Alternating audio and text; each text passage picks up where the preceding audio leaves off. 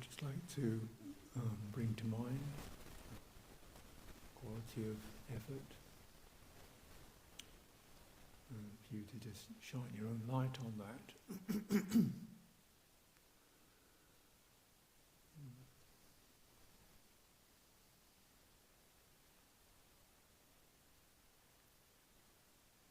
Something that is very much an individual choice, matter of intention, motivation, and discernment as to what potential there is, what energy there is, what where you can best apply energy, and how that's done.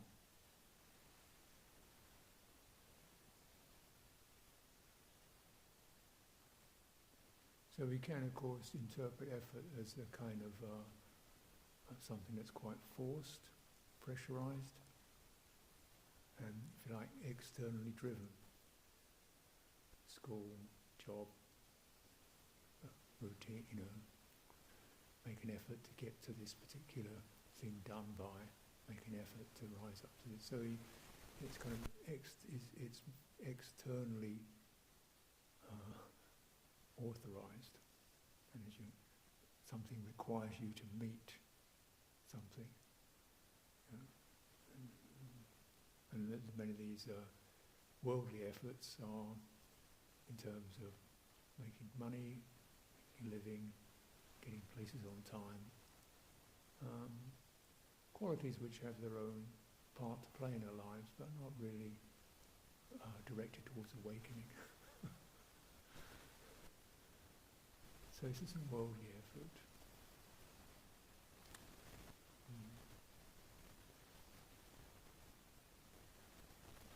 Effort to refrain from, to keep a good guard against, the effort to incline towards, keep returning to, encouraging,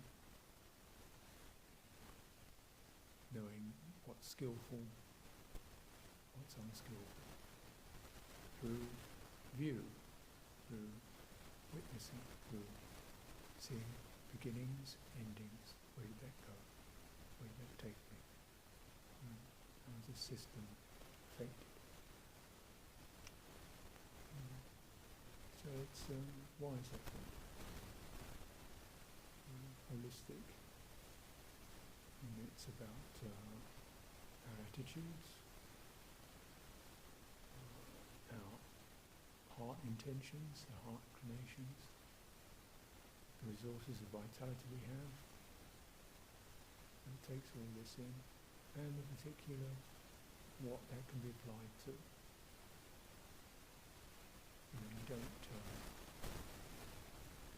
You don't cast stone with a butter knife. You don't need a hammer to mash potatoes. So if your energy is a butter knife energy, you'd better spread some margarine on it. Carefully, with mindfulness, and stay with it. That's right effort. And very much appreciated.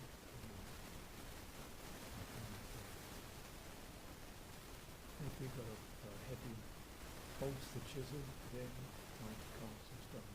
And that's also appreciated.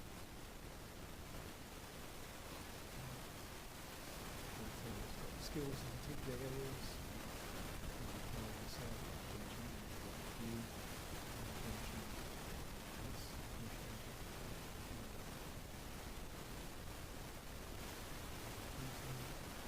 Recognizing, really, particularly with Dhamma cultivation, awakening, it's very much the result of what's left in the heart. Of course, the results in the world around us, we get things done, achieve things, people satisfied, their efforts, but the most important, the result in the own heart. Open, encourage, learn something. There's gleaning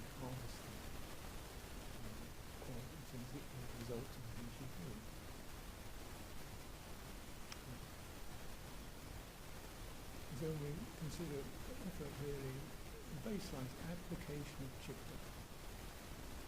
Striving, exertion,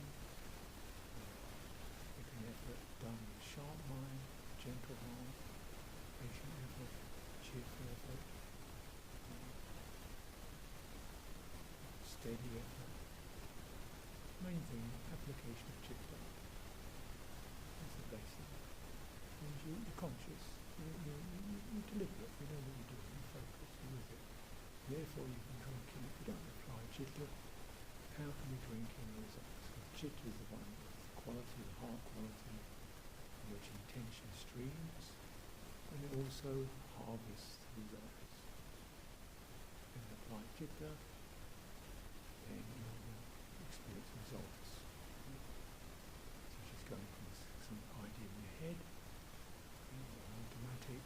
Even if you do a lot, you don't get results because the citta wasn't there with it. So it's got to come from the heart. Of course you can use your thinking mind, planning something, organising something, but keep your heart with it. Physical stuff, do that, shop logs, cook food, keep your heart with it. So you get to the rest. And you learn, heart learns. This is where I got clumsy, this is where I was impatient. This is where I kind of drifted off. This is where I wasn't clear about the tools I was using. Bodged it up. An application of citta.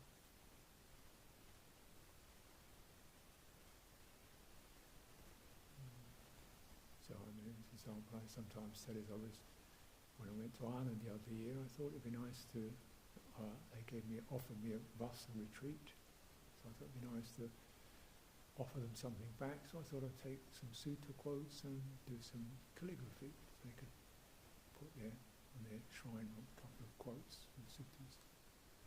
And the quotes, okay, take the pen, take the paper, right, no, that's not right, so get the light right, hands too shaky, straighten the hand, nibs not working. That letter was too hasty. I'll just write one sentence, no, I'll just write one word, no, I'll just try and write one letter. I'm still working on it. Just using it to sort of like, when, particularly with words, it's so easy to try to get to the end of the sentence before you've actually formed the first letter, the first word, and placed it. Because our minds adopt tracks, and every track has got an end game to it. Yeah. And an end game means we're always dragged or rushing towards the end, and not fully poised in where we are. Because the mind doesn't necessarily get it that we are operating in a system that responds.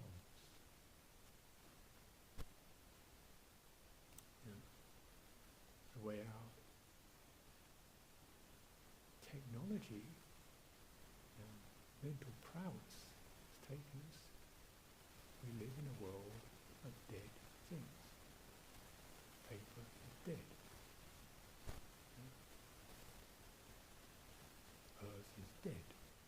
Wood is dead. Doesn't respond. It's dead. Screens, dead.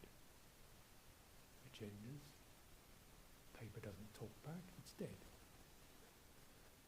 We live in a world of dead. And the only active agent is what we do. But if you actually follow it more fully, clearly, everything responds. The wood will splinter if you hit it too hard with a chisel. The paper you'll get a snag if you press too hard on the paper. Or even things like this, which are technically dead, they respond in their own way to our efforts. And particularly when we're dealing with things that are alive, like our bodies and our minds and other people, everything will respond in some way or another. It will either freeze, lock, resist, shake, or be receptive.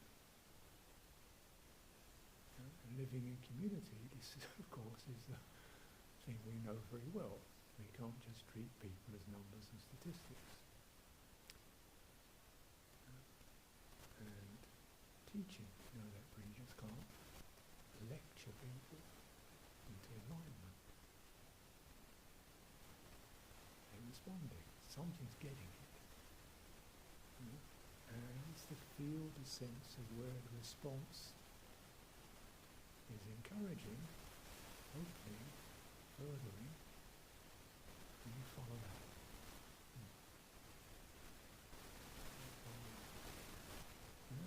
And in that, the mind is quite silent, but very tuned in.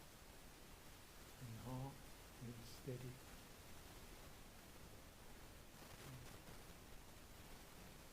And particularly when we come to what we call meditation, which is often sitting still, walking up and down, very limited in the outward presentation, we come to the fine detail of embodiment. How to hold the body upright so it's not strained and not sluggish. And to extend the spine so energy, breathing can move fully through it. The vitality is not compressed or crushed. How to relax the muscles so our vitality is not strained, carrying unnecessary weight. So learning to sit, tuning in to the body. It's not just plunk it down, do resistance. And if you look at the whole full presentation, you can see the environment is a big part.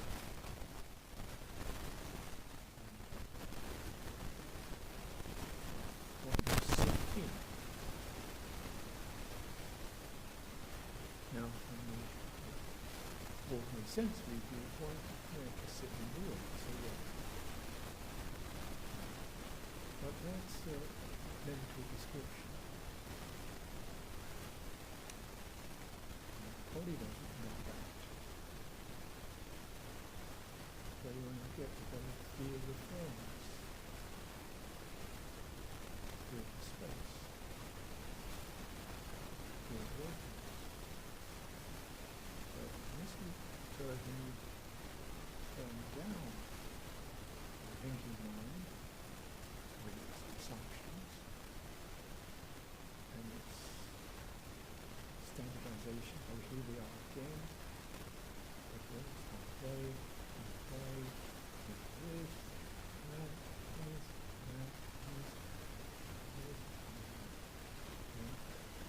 there's a mind of created, which of course is beautiful. Okay, you've got the frame, you don't need to keep your older being something intellectual reality. And that's the thing, it's the same as that. The one to apply, what's happening, that's the spine,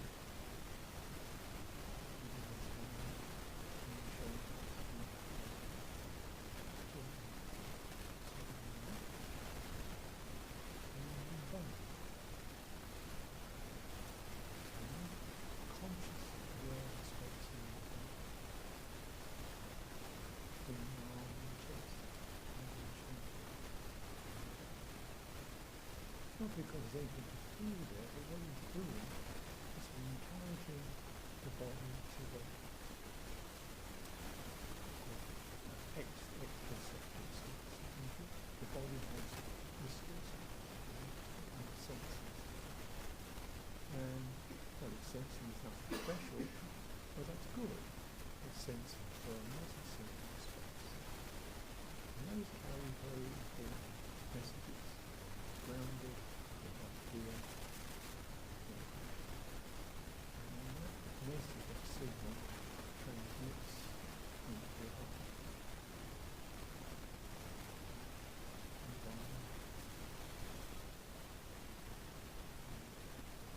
And of course, in the fullness of our practice, we sit in a place we've made sacred.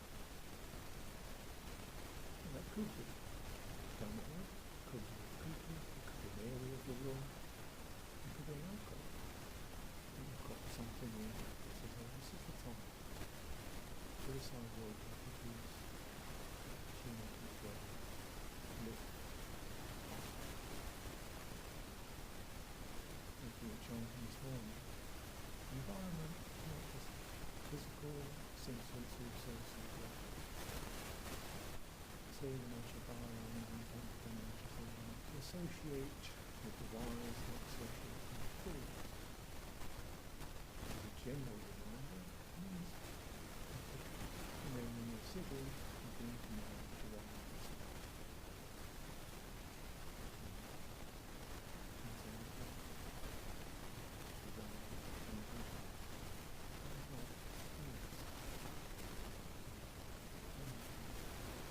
Divide and seeking places.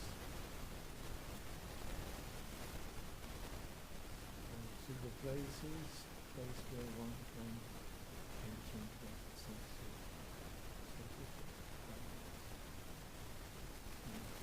of course in Buddhism, it's the truth. It's not an innate temple. So you see, in the Dhamma Talks, one goes to the root of the tree, sets a spine erect, brings one to the floor, manages breathing in, breathing out is happening. Doing it with using effort. Apply our citta to certain presences we can receive. Presence of birth, presence of shelter, beauty, change,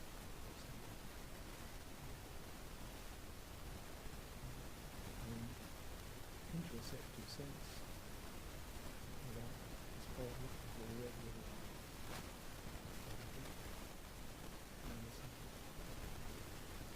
Support. Just for open.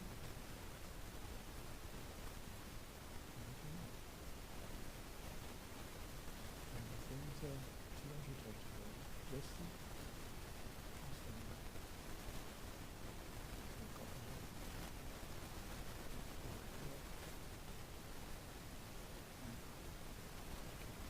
consideration. Citta will be calm, steady, knows the time to serve citta, and knows the time to steady the citta, and knows the time to gladden the citta, and knows the time to rest. Let all that be applied. Subtle. And yet, when we're dealing with a living system, giving respect, quite tuned in at that system will gradually fall straight,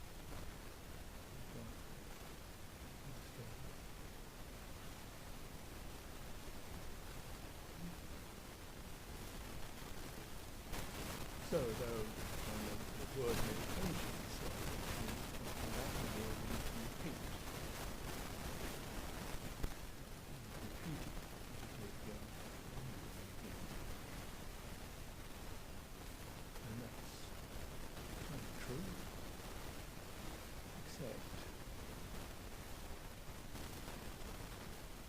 sense of persistence, absolutely, and yet there's no again, because the next moment comes a change.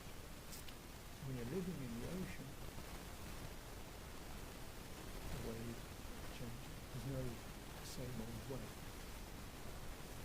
There's no same old breath. The mind perceives it as such. And actually can tune into subtle shift of vitalities, extensions, and there's shifting.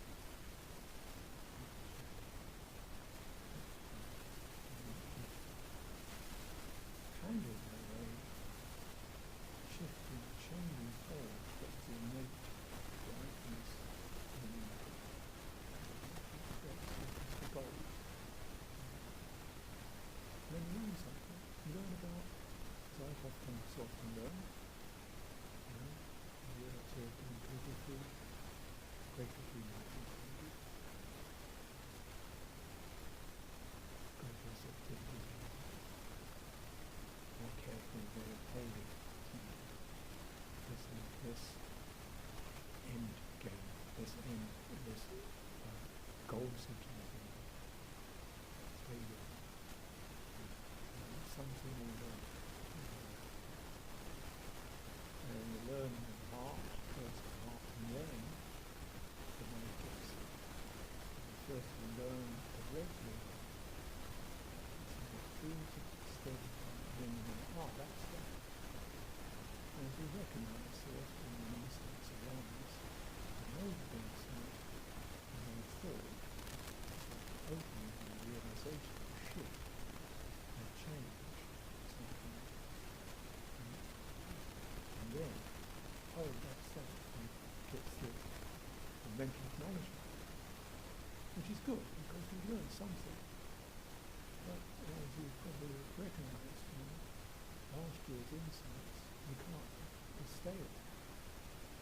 They're kind of fundamentally true, and yet you've got to use them purely as a guiding light, because every awakening is always fresh. Yes, it's bread. It's fresh bread. It's not 2023 sliced bread. You know the mixes, you know how to make it. You can make it again.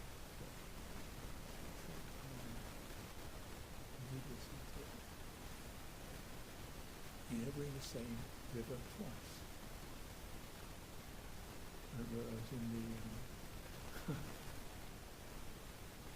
was in New Zealand in 2015, and Chithurst said, would you like to go on a canoe trip? Instead of carrying a pack on your back too long, you go on a canoe trip.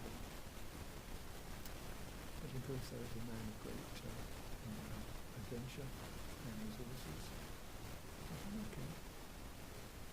And so it's going to be 12 days. And going this Wanganui River. So it's laymen come along, food. It's a wilderness. There's a few designated campsites. You climb out the river valley, you can go into half pollinated flat land, you can pitch a tent. Otherwise, most of it's just wilderness through mountains. We can take some rain with us, barrels, cook food, cooking equipment, tents, clothes, stuff, through canoes, come down this river. Of course, I think I've been in a canoe twice before. So we go to this place and turn up. The guide, he's only been in the canoe, he said, I've been in the canoe 1.5 times. What do you mean by that? I don't know. I looked at him and said, this is going to be interesting. This is the instructor. It looks like it's going to be learn it as you go along. He said, well, the main thing you've got to recognise is when you see in a river, you see a V sign, when the water is forming a V, if it's pointing towards you, that's a snag. It means under that water there's trees, fallen trees, and the branches are sticking up. So the water's creates this snag. So the V's pointing towards you, make sure you stay away from that. If you hit the snag, and it comes out with some grisly story of people who got trapped, stuck in a tree, drowning. Stay out of those. If the V's pointing away from you, that's rapids. Then you head for the centre of the V. You go into the rapid, down the centre of the V, because the water's pulling away. So this river, it's about 240 kilometres, 230 rapids in it.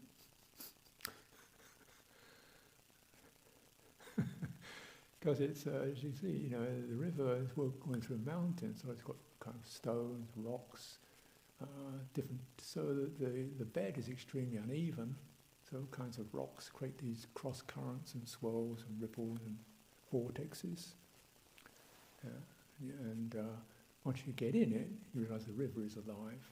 It's actually been designated as a living creature, because the Maori considered this to be alive. And it feels like it, because when you get in it, the water grabs the boat and it starts to push the boat. Okay, and you've got to steer it, because what the river wants to do is to turn the boat broadside, so instead of facing down the stream, you're going across it, and then it jumps in the boat with you, and then your boat goes under, and you go out. This is what the river wants to do. It's full of nagas who are very playful and powerful. So, of course, we all went in the river, and you see you've got vests on, but you're floating downstream, hanging onto a rope somewhere, and you watch your kit drifting down the river, trying to drag it out later. But it's really interesting, because you can think, first of all, you can feel dismayed at the idea of 230 kilometres. Sounds a lot. But actually it's one stroke at a time. You row down this river. And the river's alive. So you've got to row with it, you've also got to row against it. You've got to know how to work with the currents and how to not get captured by the currents. And these rapids. And when you get in a rapid, you really feel this creature has taken hold of the boat. And you're suddenly in this thing. There's nagas around you, churning on either side of the boat, and they're sweeping the thing along, and you're sitting in this thing, trying to steer it. Because in the middle of this torrent of churning water, there is a central stream that you can follow. You can't see it, you can only sense it with your body. And you aim to try to stay in that stream away from the churning. The churning is grabbing the boat. And so that's both a matter of careful steering, holding the oar against the flow of the current so the boat is slightly tilted. Sometimes I remember getting up, standing in this canoe, in the prow of the canoe with the boat heaving up out of the water, just lunging into the water to drag the boat along through this churn. And at a certain time, suddenly the boat flips broadside, and then you're out.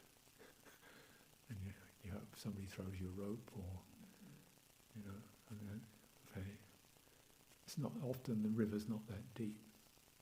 230 rapids. So one learnt a lot about rowing, about right effort. And about, you can't, at the end of the day you could plan where you go the next day. Morning you could plan where you might get for the afternoon, where you can stop for the meal. You do your planning. When you get in the river, you don't plan. You feel, you sense, you work, and you get it wrong, and you fall out, and you go back in again. And that's pretty much like life. Living systems are like that. And when we, perhaps the finest living system to stay within is the breathing. But still, even that, you can't just coast. You can't just go automatic. 1, 2, 3, 4. And you've got to recognise sometimes your breath doesn't have the vitality in it.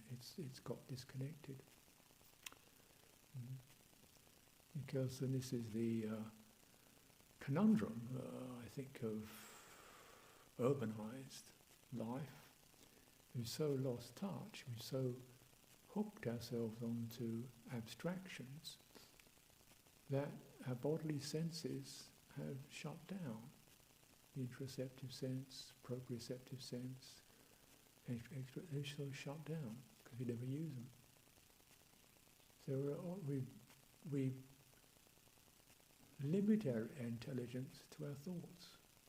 We've only, we've limited, which are extremely powerful, but not always wholesome and not always appropriate, and not always deeply listening and attentive and skillful. This is what you have to learn, and learn to quieten the mind, wake the body. But with breathing, it's safe, and stay with it. Explore the completeness of it, where the breathing begins, right down the pit of the abdomen. And now the breathing itself extends the body, swells the body, how the body knows how to open the chest without doing anything, how the breath will rise through the throat. And as you get into acknowledging body as a field of energies rather than as a single inert mass,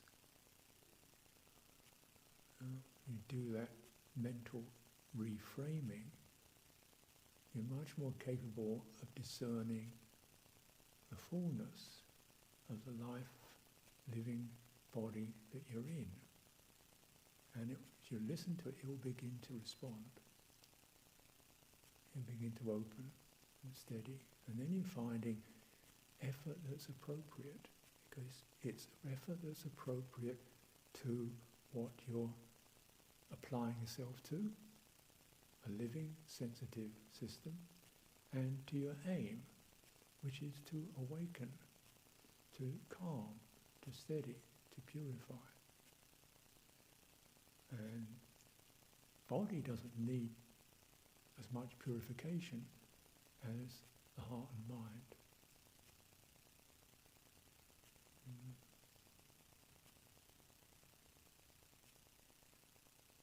So something can be realised, how if we have a healthy, sustainable, embodied energy, it has an effect on nervous system,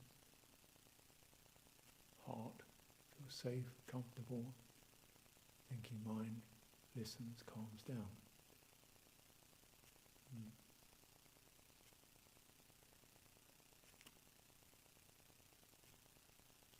It takes the effort to sustain that, stay with it, and also to listen in and begin adjusting. As it said in the sutta, one adjusts from just acknowledging there is such a phenomenon. What is it? What actually is this experience of breathing, the fullness of that? And then sustaining through the entire duration of it, and how the breath becomes quieter, shorter, how the energy suffuses to the body.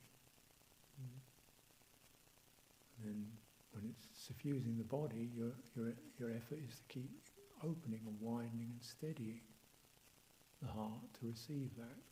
It's not to push it forward, it's to open it up, stay with it. It takes effort to stay attentive. It takes effort. Application. Get interested.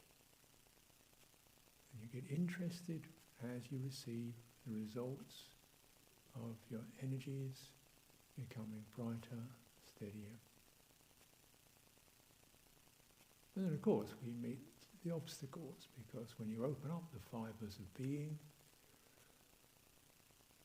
give up the idea of being a historical person and recognise right now you're an amalgam of memory, attitudes, accidents, good results, bad results, things that have happened to you, and all that's going to be opened up, and all of that is alive. The past isn't past. The past is that which has not been completed, not been resolved, not been finished. If it's heavy past, if it's beautiful past, the past is that which delights us and we feel grateful for. But the past is never past, otherwise we wouldn't know it. So some of this is pretty grisly stuff, or foggy stuff.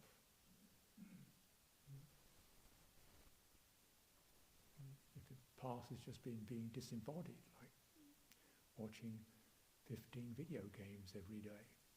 One of the monks was telling me that's what he did. Didn't even know the geography of his own country. Didn't know what it was. Didn't realise what it was. They all the time video games. If you're doing that, there's not to be moralising. It's just these things have effects. Disembodiment has an effect. And absorbing fast-moving, sappy energies has an effect. Your mind and your system gets entrained to those patterns. We are track creatures, sankhara. Whether the sankhara is yours or another's. So the Buddha says can be either a skillful chitta sankhara that's generated by your own actions or by the actions of others. So we get entrained to certain compulsive, unawakened psychologies and attitudes. So we're not doing blame here. Blame is a useless piece of reactivity. We're just doing sober assessment. This is what you're working with. This is,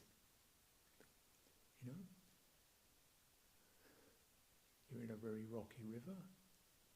Best thing is to stay steady. Or get out and walk. But don't just drift. Because if you drift, if you're not applying effort, if you're not applying your chitta, something will apply it for you. It will be something obsessive, compulsive, that will grab, just like the river grabs you. So we make that sense of judicious application.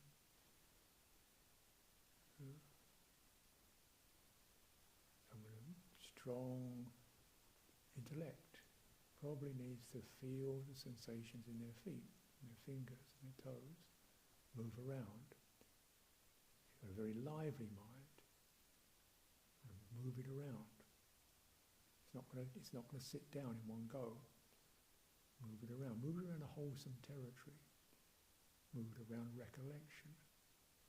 Move it around qualities that are endearing. Move it around virtues that you feel strong about. Move around parts of your body that you haven't really felt.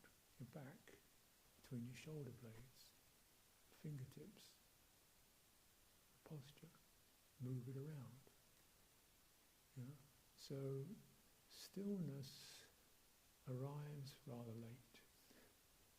Calm arrives rather late. But there can be a heart calm, which is a calm of resolve.